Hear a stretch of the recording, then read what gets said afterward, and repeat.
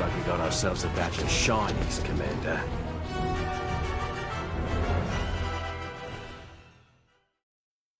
Welcome to Coordinated Fire, episode 32, a Star Wars Shatterpoint podcast where we run the math because the best way to avoid someone telling us the odds is to know them going in. Gentlemen, how are we doing this evening? I do like knowing the math. Like, I really specifically want to know the odds. As our math guy, as the math guy out of the trio, I can see that for sure. You're our Sammy Sweets. If I can relate to one of our friend groups here, you're our Sammy.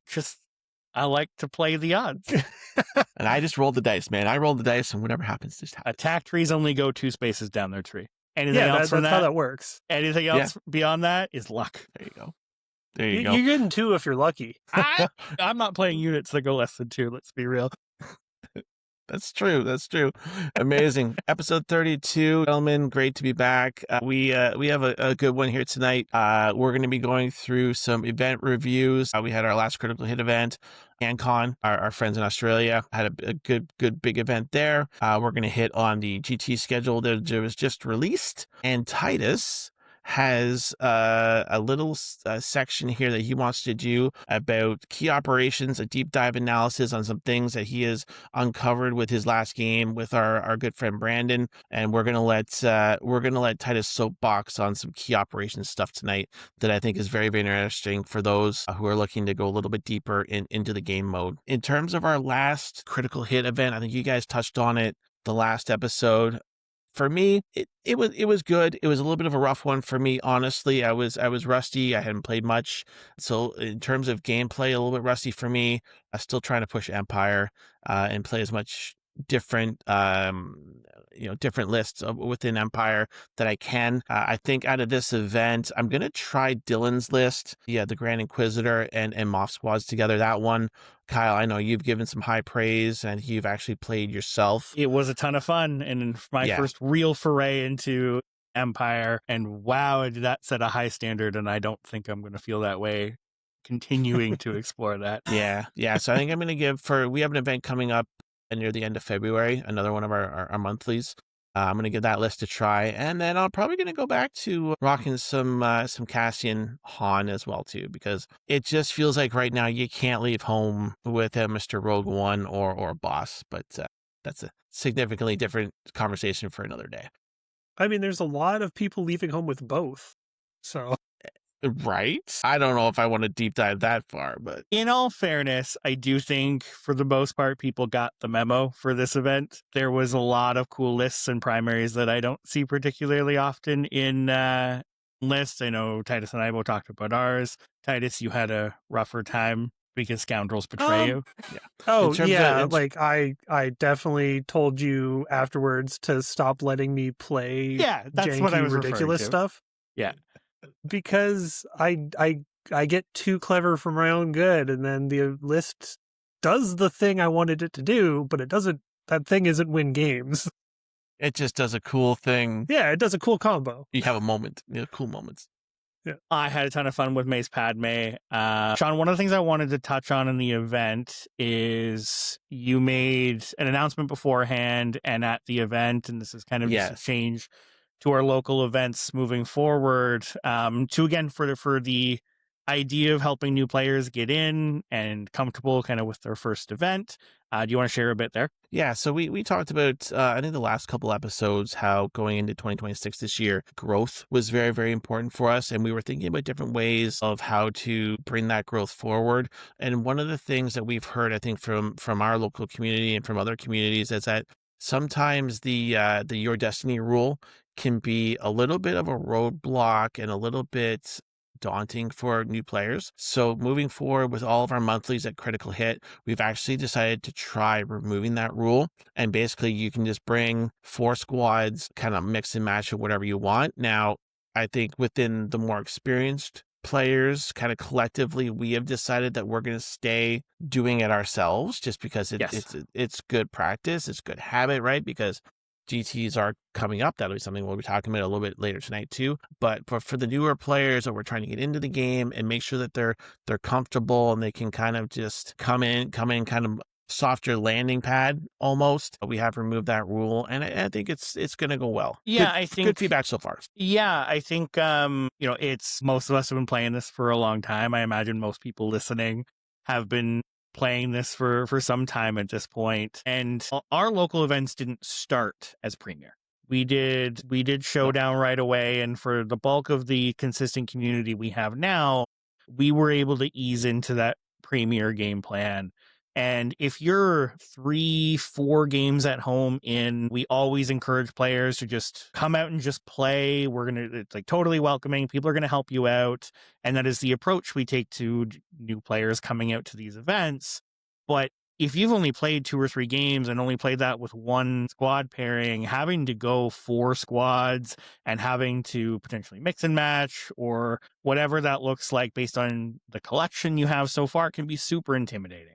So this is just a welcome. Hey, if you just want to bring out 2 squads for your first event, no problem. No one's going to hold you to that. Sean, to your point, I think we've all agreed collectively with the rest of the experience group that we're going to keep playing as normal. We're going to, check off the boxes to fulfill those Premier requirements, but just leaving the option open that if someone just has one list they really want to practice, go for it.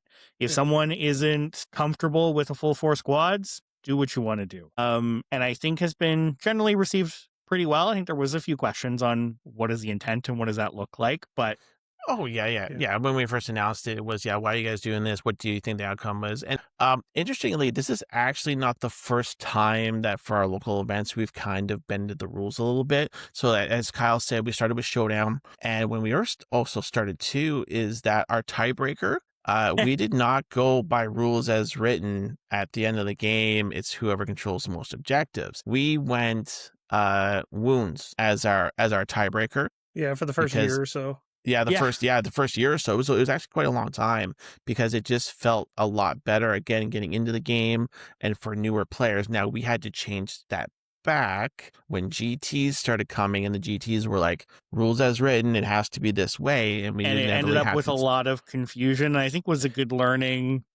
It was, yes, but I think it was a good way that when the GTs started coming in for us to say, okay, we've been doing it this way for a while. Now we got to put the big boy boots on here and play it as it is because we're going to start doing these bigger events. And I think, like you said, small transition, a little bit of confusion there, but I think everybody kind of made their way out of the forest, so to speak, and everybody's clear on it now. Yeah, I think this changes, like going to just kind of open lists within your 4 squads, not having to compulsory take all 4 of them is a nice middle ground, because you still get to bring those 4 squads. If you're having a bad experience with the squad that you wanted to play all day, you can switch, but you don't have to. If you're enjoying it, you just stick with that thing. And it gives you a bit of the flexibility that Premier gives you. But if you're new or you're just wanting a casual day, you can just take it easy and go with that one thing. Yeah, I think it gives us a good opportunity too that we had newer players, and they're always asking questions like, "Oh, what do you think I should? If he plays this, what should I do?" Right? And it gives us as more experienced players to say, "Okay, well, these are the 4 you brought today. If you run into X, I think you should do Y, or if you hit into A, you should do B," right? So it gives us the part of those is just learning that, right? 100%. But it takes away the additional pressure of you have to play each one. Right? It takes some of that tense feeling away, I think. Yeah, again, if it ends up in some sort of negative way, sure, like we'll review and change whatever. But I don't see that. I don't think it's a big deal. No, and I think this comes down to, it's something we've talked about a lot. I know, again, this is going back a ways episode-wise, but when we had Jeff and Lee on from BC and look at their community, again, for their regular events, they run Premier. Premier is what they do, and that's really worked for their community.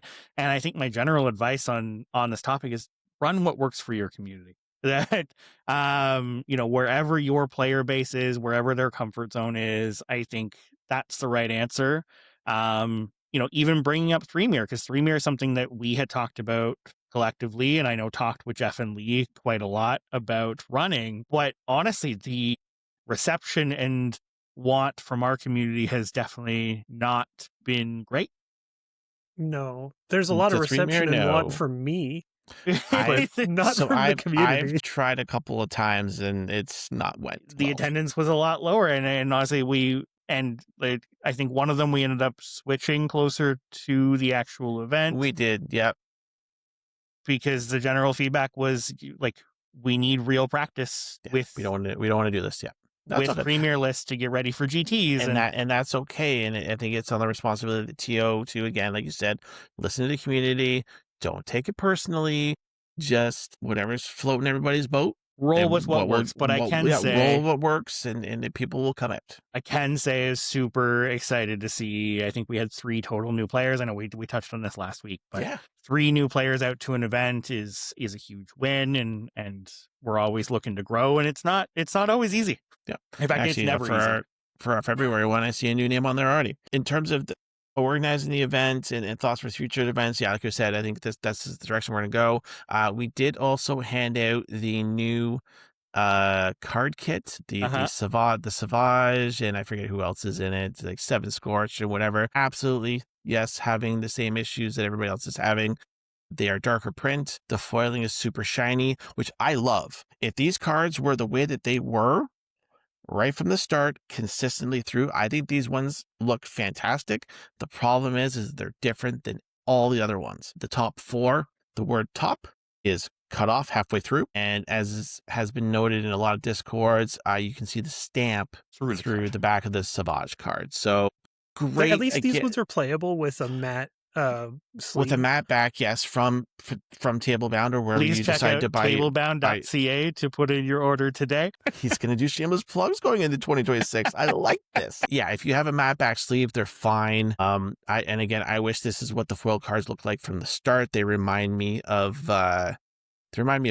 Magic cards almost. The foiling's real shiny. The quality is good. They're real great. It's just these small inconsistencies that continue to happen that just, anyways, I will say this a little more bluntly, it is a really tough situation to put TOs on, to have to say you can't play this card unless you have a matte back. Yes, unless you have a sleeve and TOs. Yeah, I hope all the other TOs out there, put in your player packs this season. I'm gonna be doing it myself. Something specifically about promotional cards need to have a matte black sleeve, and I'm just gonna clear cut just right across. If you're playing promo cards, you have to be a matte black sleeves. Yeah, because it's basically a marked card, and there's a reason that every card game in existence has a rule about marked cards. You just can't have it. Yep. Awesome. Our friends in Australia also had an event. We are looking at CanCon, 36 players at Capital Territory, Australia, run by the man himself, Red Mando 2. What are we thinking about this one, guys? I'm super glad that they're continuing to get this level of attendance from these events. It's amazing. There's a lot of familiar names here, which is great. Congrats to Luca B on the win. Yeah. Luca was playing a PLC anchor list, which mostly played with Cassian, but also had Jin and Mando played individually with PLC, which is nice to see that the anchor doesn't always have to be Cassian. And to be that's PLC with Lobot and Bart. Yeah, which is a great pairing, and I think PLC loves Lobot. Yeah, I love this. No notes. Yeah, really, really cool. What else do we see here? Yeah, Matthews, Redmando 1, Luke Thompson, fantastic player out of Australia. We all know about him. Little to no Empire representation. I mean, we have Emperor Servant Vader and Iden in 7th place. Luke actually still playing that, which is nice to see. What we do is see a Grand Inquisitor in 8th place here, but again, Empire struggling. I see what's going on. It is the Cassian and Boss show. I was very confused. I'm like, why did you jump to 7th and 8th? It's the Empire stuff. It's where the Empire stuff starts. It's where the Empire stuff is. I mean, I'm the guy, right? Okay. I see what's going on. Yeah. It's all it was just a lot of Republic. And I gotta say, Luke Thompson is still running the OG Vader Iden. I mean, I gotta give him props for that. Yeah. So what I will say is the Australian meta, like the European meta, no matter the meta shifts, have been heavy Republic and Rebels. So at least sticking to their guns, good or bad. So much. There's so many Republic and Rebels in here. And I will give It's a shout out to wild. Red Mando 1. That is all Republic and no boss to be seen. Yeah, Yes. that's Yeah. true. We also have, just to go through second and third place, we have in second Oleg von Gutner with a boss Obi list and Cassian Kanan. And then in third, we have Benjamin Johns with, I assume it's Obi Kiadi and then Cassian Kanan. That's good. Yeah, it's gotta be. Yeah. You know, the usual suspects in the top. You got the boss Republic or the Kiadi Republic. You have Cassian Rebels. It's nothing surprising to see, but still a good performance. Yep. Being the So, I mean- numbers guy, a couple things I want to shout out that I thought were really interesting from a stats perspective. Cassian was most played by a large margin. That is no surprise. 53 games, came out with a 60% win rate. A couple other of these, though, are a little more surprising. So outside of low numbers, first of all, I actually had 7 games at a 71% win rate is very cool. Then we get into some high game primaries. So the Mandalorian was in 26 games, won 17 of them at 65%. Kiadi Mundi, 25 games and 16 wins, 9 losses. And I think we've definitely seen Kiadi fall a bit out of flavor in the North American meta. And he's putting up numbers. Kiadi's still great. Kiadi's still great. I never feel bad. I think there is still plenty of ways to play him that have decent matchups into Cassian. Kenobi faring a little worse. At 42 games played, he showed up a whole lot, was the second most played primary, and ended at a 52% win rate, 22 wins, 20 losses, which shows me that when he was paired with Kiadi, he was doing well, and when he was paired with something else, it didn't go quite so well. Down to boss at 33 games, 16 wins and 17 losses at 48%, which is shocking. And I'm going to take back the shocking. No, yeah, I have said diligently a few times that is not an easy list to play. I was going to say, we're on the same page here. Yeah. It's easy to see the list. The list is obvious. You play Hunter, you play Obi, you play a lot of clones, does well. And people put it on the table, but actually getting those play lines right, getting the opening right, knowing when to reserve, when to use force, all of those things take reps and practice, and it kind of falls apart if you do it wrong. I was gonna say, this feels very much like boss openings, or like you said, lines of play maybe not going players' way. If you run out of force and don't have a plan and know your activation deck and you're okay with that, it can be really rough. If you don't have the force to do the boss bomb on boss's turn, and luck doesn't go your way and he doesn't get it for free on the tree, that turn isn't good. Yeah, because it feels like boss and Delta in general, and this is an outside in looking perspective, but like it really requires those turns to go very well, and it needs those big momentum swings on those turns for it to be most effective. If your high impact turns are not high impact, you're done. Yeah, which again is something we've discussed on here, and is part of why I think Delta is a lot closer to being balanced than some alternatives. Because there's so much room for error. And I think some slight tweaks in consistency solves the problem, because there still will be times where they explode, but if you lower that consistency a bit, it becomes very manageable. I actually will call out the 6 rounds. This is another event that decided to go a 6-round Swiss instead of doing a top cut. I think we're seeing more of these. And again, was there no drops? No drops. Yeah, I think the Swiss events just keep more players involved. It keeps players going longer. I think there's something to it. And it was split over 2 days. Yeah. Oh, yeah. 6 rounds. God, 6 rounds. I mean, we've seen events that are that long going single day. It's crazy, but I might throw up in my mouth a little bit, but yeah, that's crazy. Amazing. All right, so that's Canada's. The next thing here, speaking of GTs, we had the 2026-2027 Grand Tournament schedule released. For those that are not familiar, organizers late last year had to submit for their GTs, and we were eagerly awaiting to see who got approved and who did not. This is for all game lines, Marvel Crisis Protocol, Shatterpoint, and Legion. Interesting results this time around for this season. What are we seeing here? I think initial thoughts, and we can kind of go into who got approved and who did not. I think very much Atomic Mass Games is sticking to conventions, are high on their list. And this year as well, too, I think when we look at who was approved and who was not, multi-game. And they have made this known. They made it known last season. They made it known this season that if you are an event running multiple game lines, that is going to help you quite a bit. And I do think based on who is here and who is not here, I think they are sticking to their guns on that. So some highlights for me who did get approved, our good friends in Australia with the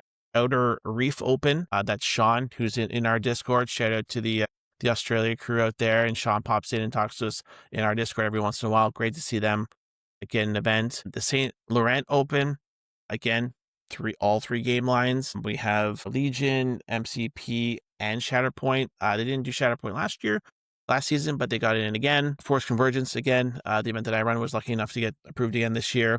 Our friends out in BC were also approved, and notably to our friends in Michigan with the Michigan GT. I know that they were looking to have one approved last year, but were able to get approved with this season here as well. Guys, what do we think about the list? Excited that I'm excited that we got Force Convergence again. I'm excited to have a date for the BC event.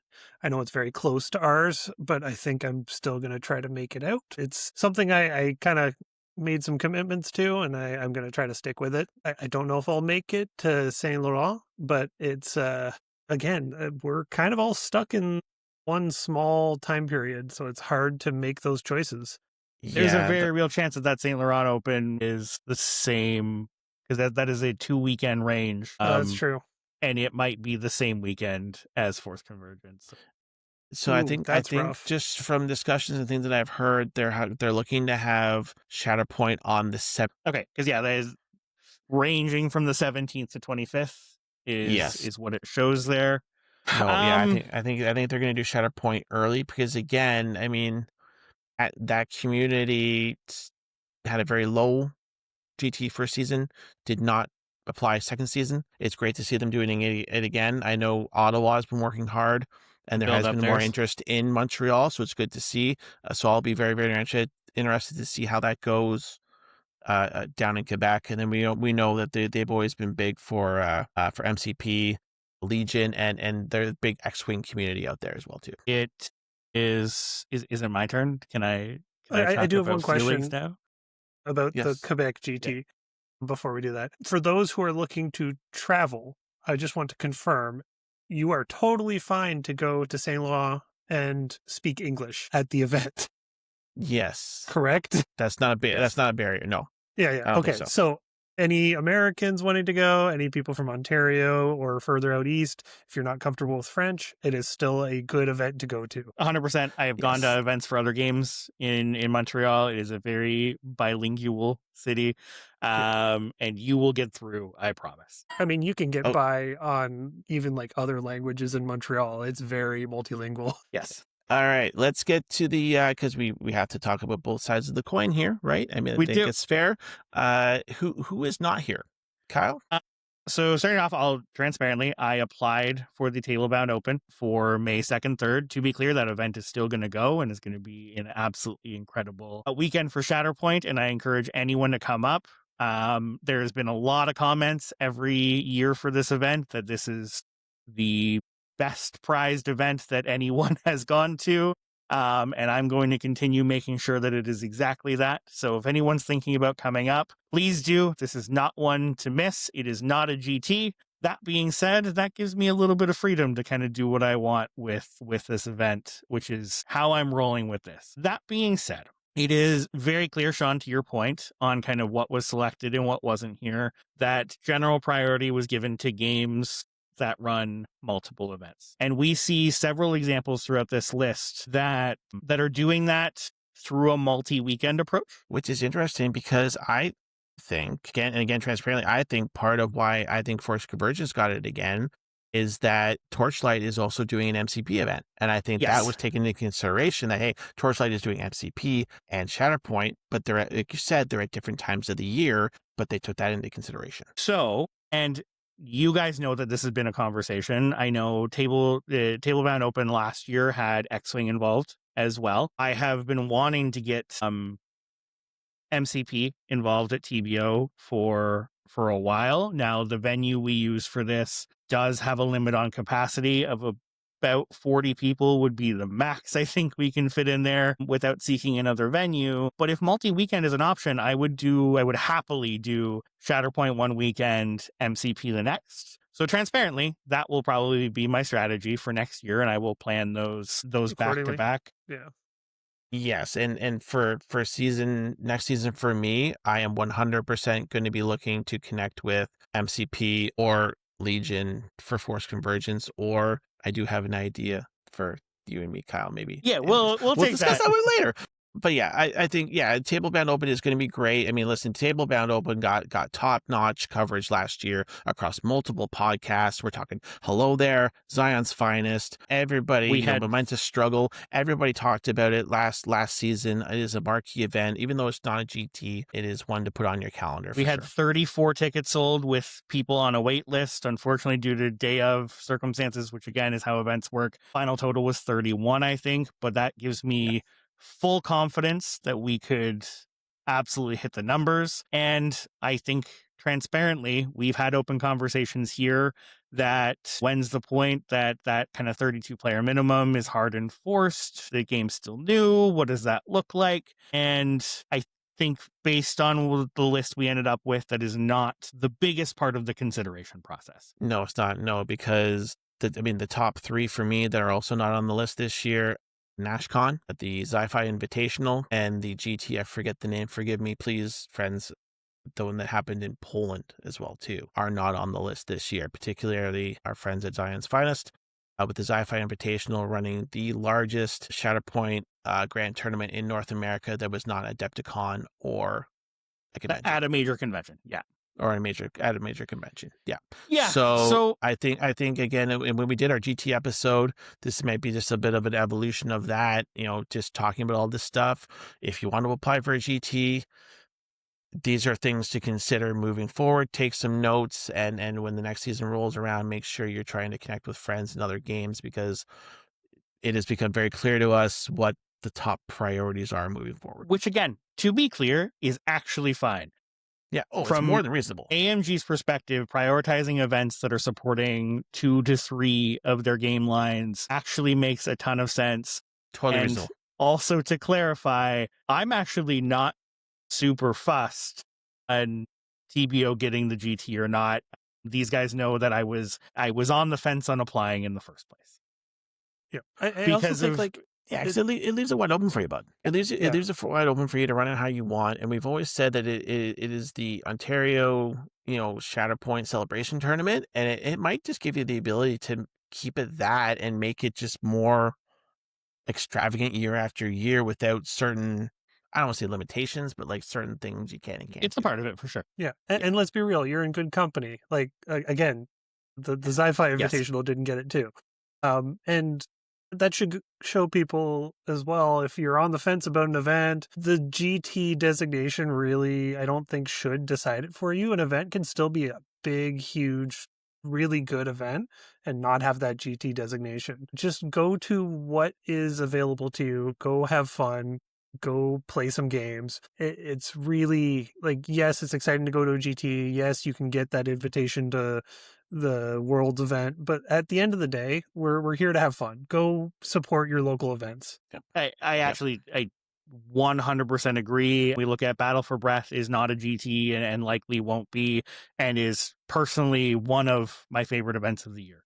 It is an incredible thing. It's a charity event, and it very much hits that vibe, and I love it. I, again, completely agree. An event does not have to be a GT to be a competitive event. An event does not have to be a GT to be a well-prized event. And these are definitely things to consider. One last point that I want to bring up is we're running off a fair amount of speculation here. This is our thoughts on why things were selected. There is some communication in this as factors that go into this. What I would like to see in the evolution of this process, and my biggest thing here, because again, it is not about what got approved and what didn't. I would like to understand why. And as a person applying for an event that did not get one, and again was not alone in that, totally fine. But is it the dates I selected didn't line up with a calendar? Is the region too populated with GTs? Is the lack of the additional event? I don't know what the gap was. So I would definitely appreciate a little more communication from AMG's side. And hey, if we're going to reject events, actually cool, fine. Discussion process, a response of some kind. I think for a process like this is yeah, it would be nice to even just to be like, okay, is it something I can work on, or if it's the region, should I just not bother? That's the direction I'm going to. Yeah, is some sort of feedback so that somebody who is serious about their community, building their community, who wants to do a GT, can what take do that I need to do? Right, Yeah. take that feedback, right, do it throughout. We'll call it the off season or the GT season, and then when they reapply, they can go to AMG and say, "Hey, you know that 2 or 3 things you told me last season? Well, I worked on them," and that you can present, "Hey, whatever your application. You send an email. You send an email to OP and say, "Hey, I sent in my application. This is what I worked on." That kind of thing. And it doesn't have to be public either. Like it would just be nice to have direct feedback. Yeah. My last and final point before we move on is I have one more thing too. Okay, cool. While the Canadian GT schedule for AMG as a whole is divided well across the year, all 3 events that include Shatterpoint are within 3 weeks of each other. Yeah, and that makes it tough. As people here that are willing to travel to go to Shatterpoint events, and there are lots more than us, that makes that a very tough ask. Like I went out to BC the end of last year. We talked about it in the cast. Everybody knows that. I don't know if that's going to work. Again, that's something I'll figure out closer to. It is a tough sell to say in this 3-week period, here is 3 GTs. 100%. Like if it was me just going to 2 events or 3 events, I don't think it would ever happen. The only reason I'm considering BC personally is because my family's looking at making it a week-long vacation. So it's like, we're taking the time anyway, sort of thing. The GT's just part of it. But I can totally understand people looking at that going, I can't do that. Yeah. I also, of note too, this might be more for our Ontario friends or even across Canada or people that are close to the border. Note that Ontario only has 2 GTs, one for MCP, and Force Convergence is going to be your only Shatterpoint Grand Tournament of this season. Do we not have a Legion one? No, not in Ontario. Oof. Don't say the rents in Quebec. Nope. Yeah. Oh, do we? May 23rd. Okay. Oh, I'm sorry. Yeah, Canadian Tabletop Championship. Okay, yeah. But specifically for so MCP, and for Shatterpoint, I guess we'll keep it here. Force Convergence is your only Shatterpoint GT of the year in Ontario. And so if you are the person that likes going to these events to get the participation stuff, it's going to be your only one opportunity. Force Convergence info is going to be coming out soon. Table Bound and Battle for Breath, all 3 of our marquee events are going to have ticket information out soon. But again, I just really want to reiterate that if you want GT participation stuff this year in Ontario, for that's Shatterpoint, the one to go to. You got one shot. That's it. Sorry, and folks. if you want more, I recommend the Saint Laurent one because it's another Shatterpoint event. Or make the trip to BC. Those guys are great. There you go. Yeah, that is quite a bit of travel. Yeah, that is a bit of travel. That being said, I am excited for another GT season. Taking all of that aside, congrats to everyone that got their GTs. Really excited for the next season of Shatterpoint and diving into that competitive play. I really hope we're in a different game space by the time these kick off in May to be excited for that season. Well, Morgan and Balin should be up by then, right? Fingers crossed. We will have some new boxes. Yeah. Gotta take my table and open crown back from Titus. That's true. That's coming for you. Give it your best shot. Ooh, all right. Game guys, on, buddy. Do I go full Swiss? That's I don't your have to call. decide that right now. I do need to decide soon. I need a player pack out for that ASAP. I'm surprised. So I'm surprised after this you did not have like stuff out for the table band open already. I was waiting for this announcement. I and know, I just haven't I had a chance. know. Because whether it was a GT or not, I do think is a significant difference. Okay, so yes. hear me out. You do Top Cut and then do Hut Ball for the consolation. We will definitely have something. What I can guarantee is there will be 2 days of Shatterpoint to be had for everybody attending. What that looks like specifically, you guys will know very soon. Sweet. Awesome. Yeah, and I think time-wise, key operations. Titus, do you want to take us away on our key operations discussion? I know this is something you've been itching to get at. Yeah. So we've talked about it on the cast recently, but we're doing a narrative league in our local community. We did have to have some delays because there's been a lot going on in everybody's life recently.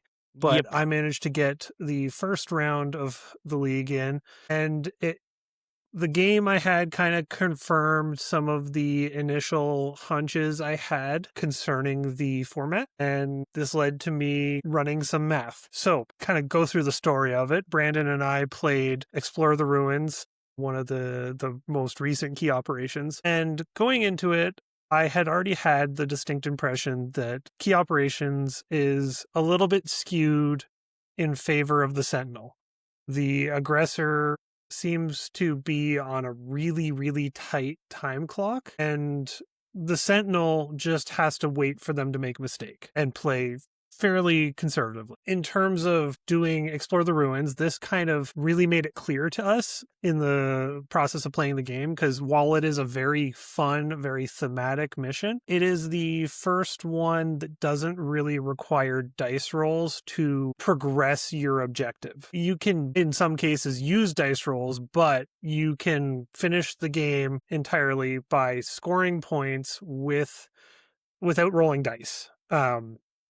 That's, you'll still have your normal Shatterpoint stuff of like attacks and stuff like that, but you don't have to roll any dice to progress your objective. And what this kind of it made it very clear that we have a certain amount of turns and the aggressor can't take any turns off in order to win in the game.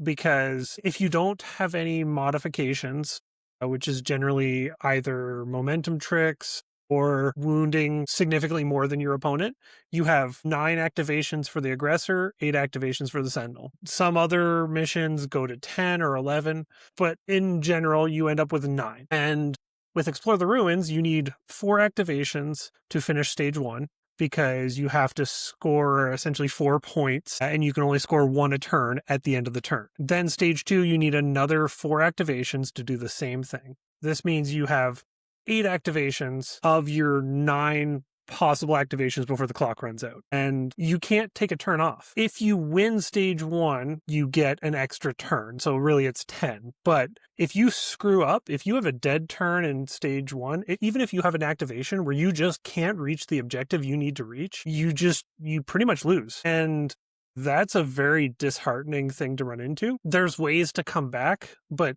usually that is, I need to wound at least 2 more units than my opponent does, which, as anyone who's played Shatterpoint in just normal format knows, that can be a steep ask. Wounds are often very even unless you have a list that is specifically geared to wounding. So I started running the math on this, and I have it all in like a spreadsheet here. Some of the missions are much more dice dependent. Some of them are like the Explore the Ruins and are a little more solid in terms of how you finish the stages, but they end up pretty consistent. Like for Foil the Heist, I was figuring about 4 and 4 to finish each stage, 9 turns for the aggressor. With Chain Reaction, if you have average rolls, it's 5 and 5 for stage 1 and 2, but that one, depending on how you use your Shatterpoint, you get 10 to 11 turns. Extract the Agent, that one's a little more chaotic because it's very dice dependent.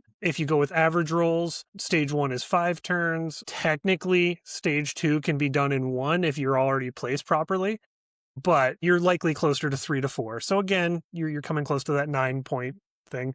The only one that really seemed to stand out to me was the jailbreak one, where stage 1 depends highly on your approach. You're kind of given the option to be trying to stealthy in your trying to jailbreak one of your squads out of the jail, or you can go loud, in which case if you go loud and just make as much noise as you can in order to get an advantage, you can finish stage 1 in like 1 to 2 turns and just escalate the danger of the situation. But it leads to games that can vary drastically. The point of all this is that in every single case, with a couple exceptions, this clock is very demanding. It is not allowing you any turns off. It is not allowing you any mistakes if you're the aggressor. If you're the sentinel, the clock can make up for some of your mistakes. And even if you do make mistakes and that clock gets extended, all you have to do is make sure that you delay your opponent those extra 2 turns, which is a lot easier to do than play flawlessly. So that's a very kind of dense explanation. Yep. But I feel like it has some significant implications on how you play key operations, how you list build, and how it might be different from standard gameplay. So I'll open the floor to you guys for a little bit before I go into the kind of implications. I think a couple of those pieces, and I have a couple implications off the top of my head, but just, first and foremost, we are still early on into this. If we shared every opinion we had about Shatterpoint's base game and missions at this point, we would have been openly wrong about a few of them.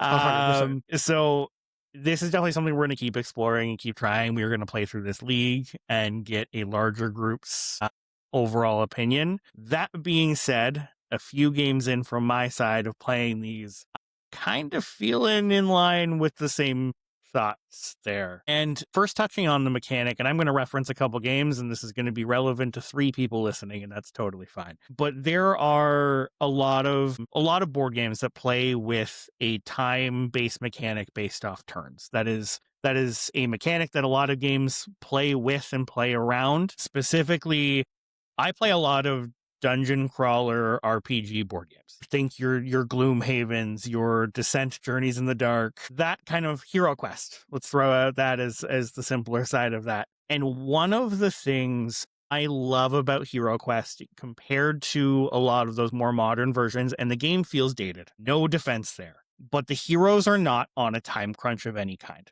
They are free to explore the map. They are free to make mistakes. And part of the game is the person in the game master or dungeon master role is creating a fun challenge, but at the end, the heroes are supposed to win. And that is why that works there. In Descent, Journeys in the Dark, which very much works on a time mechanic similar to this, where your game master player's entire job is to stop the heroes from accomplishing their objectives on the board. Most of their objectives involve touching objective here, getting to the end, or killing X amount of things and get to the exit. And every single mission boils down to the same thing of the heroes have a set amount of turns with changing stakes on the board to accomplish that goal. And whether that's a fire starts or a pillar falls and an exit gets blocked, an event happens every turn, but at the end of the day, it comes down to action economy of heroes versus the overlord player stopping the players from accomplishing this. Now, where this works here is it's not the overlord player's job to make sure that the heroes win in the end.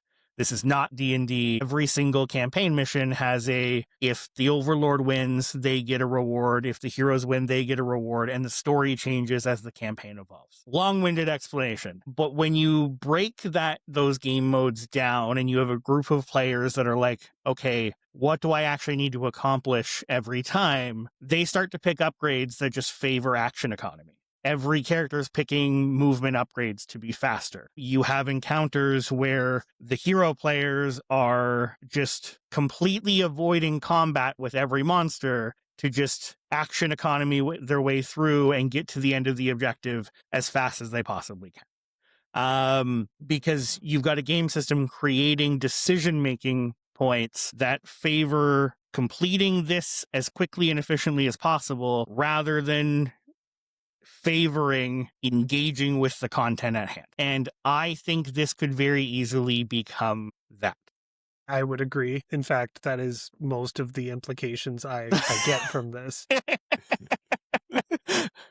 In terms of how you play this. Before we get too far into that, though, Sean, any thoughts? So as the only person out of the three here who has not played this yet, I have done some preliminary reading. I think that's really interesting. I wasn't aware that it was as heavily timed, like the time it was as skewed. But I mean, you guys have had more time with this than me. Yeah, so I suppose I should explain that for anyone who hasn't played key operations. Yep. And I think the largest reason this clock is so strict is because it uses the same Shatterpoint struggle tracker that we use for standard games. Right. So you have the center point and then 1 through 8 going out to each player's side. And at the start of each turn, you put a momentum struggle on the tracker. A momentum cube on the tracker. Once all the momentum cubes all the way to the 0 are full, you put the struggle cube in the middle and momentum can no longer be removed. At the end of the aggressor's turn, the sentinel will win if that tracker is full. Some missions prioritize the aggressor's win condition, some prioritize the sentinel's win condition, there's no ties, but if that tracker is full, that means the game is over at the end of the next aggressor turn. And because we're using the struggle tracker, that means you have 8 activations to fill it up, plus 1 more aggressor activation. Any wounds by the aggressor, they can take momentum cubes away. Any wounds by the sentinel, they can put additional on. So that's kind of a break even unless you have a big wound deficit on one side or the other.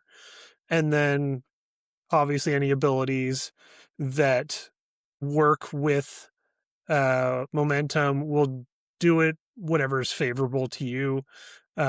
So say if normally you would get an extra momentum, but you're the aggressor, you instead take an extra off, that kind of thing. Gotcha. And vice versa. If it's a cost, it'll do whatever is most detrimental to you. Total noob question, right? Because again, I'm the only one that's played. Are these games inherently quicker than regular games of Shatterpoint?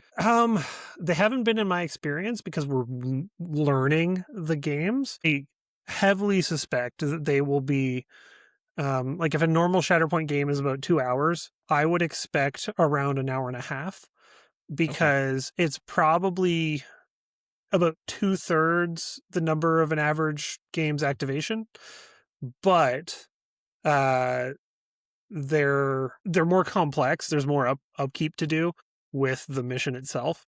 Some of them aren't too bad. Some of them have more, but even at their simplest, there's usually something extra you have to do at the end of a turn that is additional upkeep. So I'd expect about 3/4 of the game. Shatterpoint with extra steps. Yeah. So the clock would typically be equivalent for a whole game of going through about an order deck and a bit. Okay. Yes. Okay. Okay. The Sentinel will have 1 more activation on the new deck, and then the aggressor will have 2. Obviously, and again, that's assuming no adjustments to the tracker throughout. Right, okay, yeah. I would say on average is probably about 10 activations. Sounds about right. Yeah, 10 activation. Okay. I actually got 9 for a bunch of them because there's ways for the Sentinel to add momentum, and then on a lot of them, on going into stage 2, you take momentum away, so it kind of evens out. Yeah, but so it depends on the mission. I would say equivalent to again when we said that hour and a half mark. If you're assuming everybody's comfortable with the mission, sounds about right because it sounds like a Shatterpoint game that would end around mission critical starting, based on order deck time. Gotcha. Okay. Yep, that makes sense. I'm wrapping my head around that. Yep. Okay. Cool. But yeah, so it's a much quicker game. The implications to me, how this affects your strategy, how it affects list building. The big one to me in terms of while you're playing the game, when you wound something, you do not expect it to get back up, period. If you wound something, that is not contesting a point for the rest of the game because unless it's Shatterpointed, which if it's a high priority unit, like say Basenshire or one of your primaries, a really tanky support, something like that. But that has a ton of implications. You would Shatterpoint that. But otherwise, if you wound something, you can count on that not contesting points for the rest of the game. This is very different from standard Shatterpoint. Your target priority changes quite a bit. In standard Shatterpoint, sometimes you want to wound things that haven't activated yet because you want them to have to deal with that wound tax, or because you want to get them off the table quicker. Whereas here, I think you highly value things that have already activated because you know they won't be able to contest points for the rest of the game. It's also, depending on how you play, you might go very heavily into trying to get wounds because you need that extra time, especially as the aggressor. But honestly, I can't think of that being an effective way to play because, I mean, we tend to be very conservative players here, but also because you're essentially relying on your list being just way killier than your opponent. You need to have 2 more wounds than your opponent just to get 1 extra turn. And then likewise, to get 2 extra turns, you need 4 more wounds. And I hardly ever see any games that go more than that in terms of a difference in wounds. So it's very diminishing returns. I would say, and again, this is an effective strategy in regular Shatterpoint, as it would be here. I do think your high mobility, high damage output list could be very effective as the attacker. I'm thinking your Inferno squads, your Delta squads, I do think could be very effective at just, this is the strategy I'm going in with that could very well work. I think it's more than that. I think it is almost a necessity in terms of you need that high mobility, because if you have a single activation where you cannot reach the important point that you need to get to, you get one of those. If you have 2 activations where you cannot reach the point you need to get to, you've lost the game. Like, just straight up. It's not something you can recover from. You have just lost the game. And again, this is coming from the perspective of the aggressor. The Sentinel, a lot more forgiving, but as the aggressor, you need to have out of mobility, activation movement, because you need to be able to get across the table, even if you're pinned. And that's really what it is. Okay. Yeah, and it'll be in it again. So I think we are all approaching this casually. So I'm curious to see where that actually lands, because on one hand, I actually think a power disparity between the 2 lists would be more noticeable here than in the regular game. That's fair. I would agree with that. I think it will just escalate the time even more and more very quickly. To a second point, there are things that seem unreasonable on the Sentinel side. I'm thinking playing Kenobi. I'm thinking double revenge on the Sentinel side. Just sounds awful. And like in the standard game, there's ways to play around those kind of triggers, but you don't have the freedom to play around them the same way you do in the standard game, because in the standard game, you can just go, okay, well, I'm going to go for a different point. Whereas some of these missions, Explore the Ruins being the main one, it'll tell you, you have this one objective you have to do now. It's not a priority objective. It is, and you need the versatility to objective. be able to do that. And you need to be able to do that. And your opponent knows that you need to do that. So you can't just go, oh, I'm not going to hit this thing with the Kenobi hunker. If that's the only option you have to get them off the point, that's what you're doing. Sounds like a game mode for my boy Thrawn. Thrawn will be great. 100%. Yeah.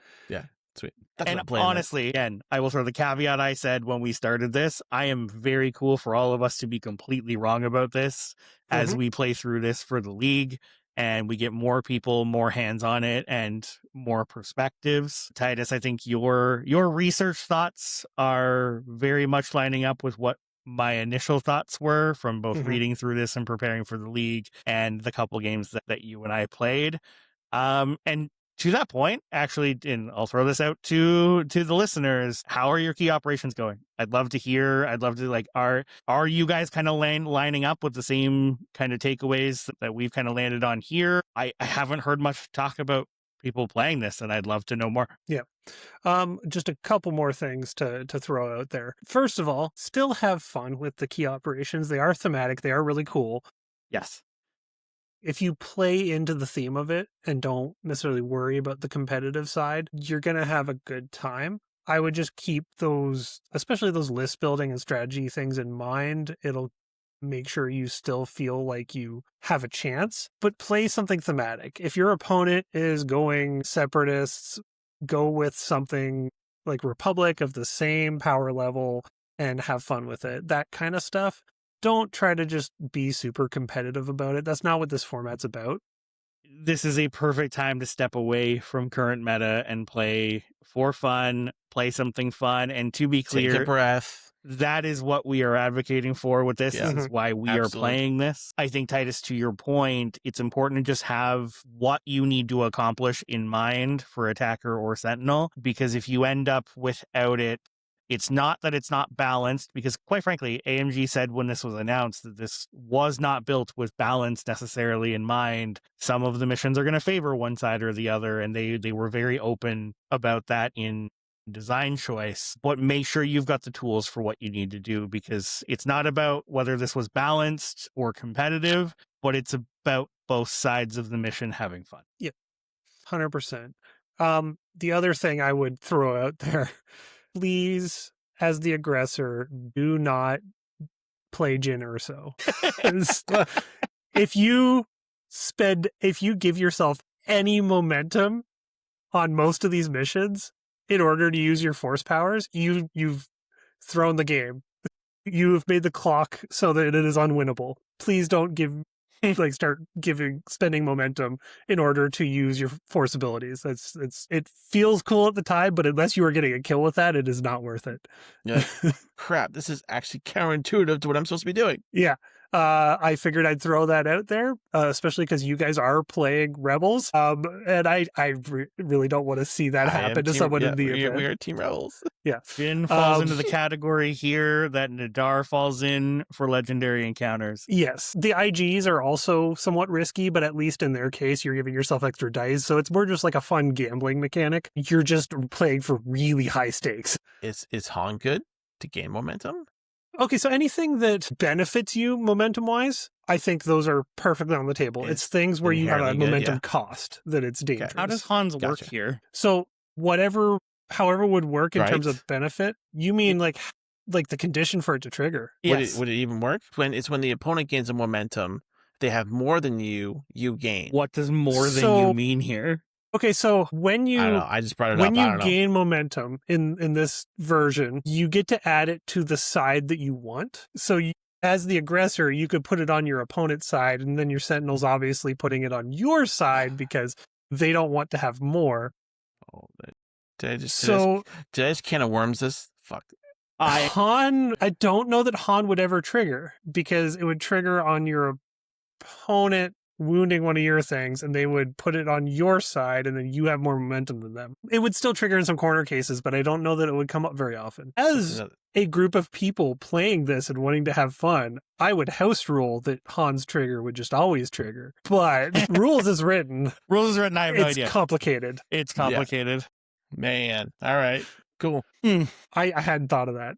Oh, one last thing. Some of the campaign advantage abilities, if you are playing a campaign, you get a veteran unit, you get to give them some abilities and whatnot. Some of them interact with the clock. In fact, one of the common ones for the aggressor at tier 1, which means you get it pretty much no matter what, you have access to one of these abilities after your first game. One of them just takes away a momentum during your first turn. So it will automatically give you an extra turn. So the campaign abilities actually make this much more viable, it gives you much more of a chance to play into this. Some of them are real good though. Yeah, and some of the abilities are really good. So the campaign abilities actually make it feel more balanced to me. We'll obviously know more once we actually start playing with them. But looking at it, just being able to set that clock back by one more turn, it opens up a lot of options. That's great stuff, Titus. Thank you so much for the key operations breakdown. That's a lot to digest there, and a lot. I'm excited to get into this. Like, I'm gonna have my first game hopefully here on Thursday, and dive into this. And like Kyle said, anybody out there that's listening that has been playing key operations kind of in the off season, make sure you drop some messages into our Discord. I don't know, Titus, if you want to share that spreadsheet of yours in the Discord, up to you. I don't know. Sure. For anybody that's interested to see the raw info there. And again, now that we get the league rolling, we'll share updates in there and on the cast as well. So I know this has been put off a bit, but I'm excited to get this rolling. I'm going to be playing some stuff I've never played before. Oh, cool. Sweet. All right, guys. Well, I think that's going to do it for us this evening. Just a quick reminder, everybody out there listening, it helps us a lot if you like, subscribe, 5-star, thumbs up, whatever you're listening on, to give us the okay green light on wherever you're listening. Subscribe to YouTube, join us in the Discord. Kyle puts it in the show notes every single week. Anything else, guys, before we wrap up here tonight? Have a great night, I don't everyone. think so. All right. Good night, everybody. We'll see you next week. Have a good night.